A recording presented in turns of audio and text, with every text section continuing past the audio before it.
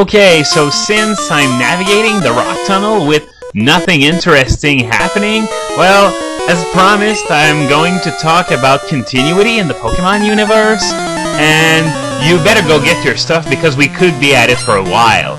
So anyway, in Pokemon there are 3 different universes. They could be 1 or 2 or 3 depending on your point of view. There's the games, there's the anime, and there's the manga. Now, this isn't to say that they're mutually exclusive, though that's the problem. Sometimes they are mutually exclusive, and sometimes they're not.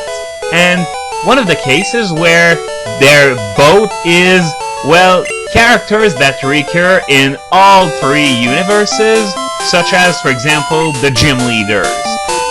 Their existence remains constant across all 3 mediums, and sometimes they also use the same Pokemon in all 3, so yeah, you'd think they'd be the same character, but the problem is that in the games, they're all fairly bland, whereas in the other 2, they have quirks that make them different from other characters. And I'm not just talking the games versus the anime and the manga, I'm also talking about the anime versus the manga. So they are the same, they look the same, they use the same Pokemon in several cases, but they don't act the same. Next, there are the events that take place in each of the 3 mediums. Sometimes they are the same, sometimes they aren't the same, but they aren't mutually exclusive, and sometimes they are mutually exclusive, at the risk of repeating myself. Heck, even between the games, there seems to be a lack of continuity sometimes. No need to bring the anime or the manga into it, the game does it well enough. For example, let's take Ruby, Sapphire, and Emerald. In Ruby, you have Team Magma, who tries to awaken Groudon. In Sapphire, you have Team Aqua, who tries to awaken Kyogre. And then in Emerald, you put the 2 together, and then there's this whole rivalry thing between Team Magma and Team Aqua. And you can also bring Rayquaza into this when he calms Kyogre and Groudon. So, yeah, 3 games in the same generation, no less, 3 different stories. Which one is true?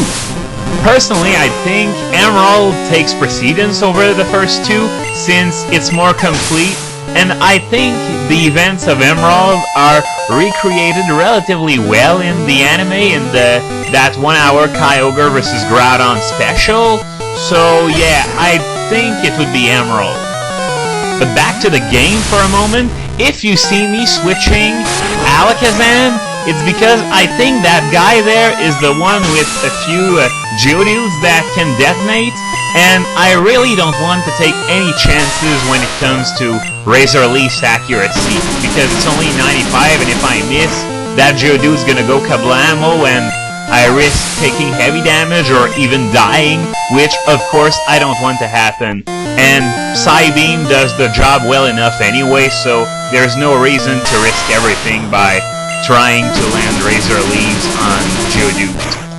But back to the continuity subject, in Diamond, Pearl, and Platinum, pretty much the same thing happens, though the differences are a little smaller there. So for example, in Diamond, Team Galactic tries to awaken Dialga, in Pearl it's Palkia, but then it's in Platinum that the difference is bigger because Cyrus manages to awaken both, but then Giratina comes and something happens, and I honestly don't know what happens because I don't understand the lick of Japanese.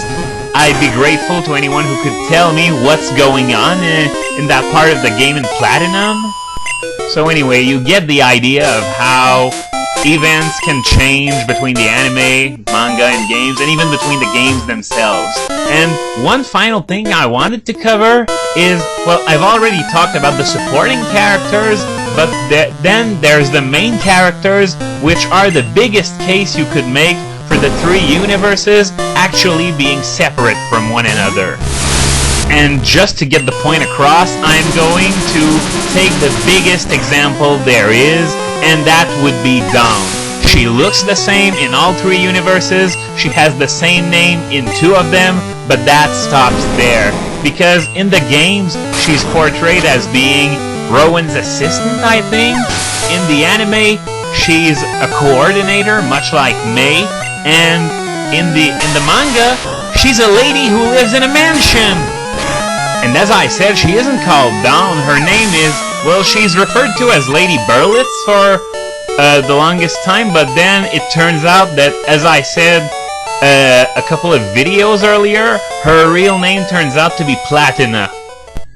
So with such different backgrounds, how can she be the same character? Hint, she isn't. She's actually 3 different characters for the price of 1. And you know what?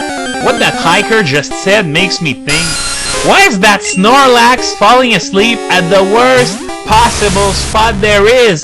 As it stands, it blocks the traffic in all 3 directions, and it's a really strategic intersection on top of that, since taking it would allow me to reach Lavender Town without needing to go to the rock tunnel. But couldn't it fall asleep just 1 tile south?